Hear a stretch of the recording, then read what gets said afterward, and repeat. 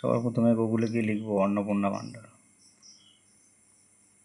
তারপরে আমরা অন্নপূর্ণা ভাণ্ডার গভর্নমেন্ট অফ ওয়েস্ট বেঙ্গলে ক্লিক করব।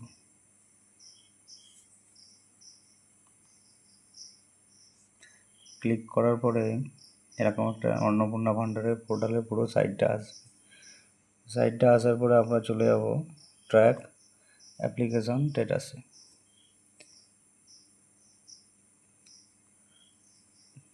তারপরে সিলেক্টে গিয়ে আমরা যদি ফোন নম্বর দিয়ে দেখি তাহলে ফোন নম্বরটা লিখব।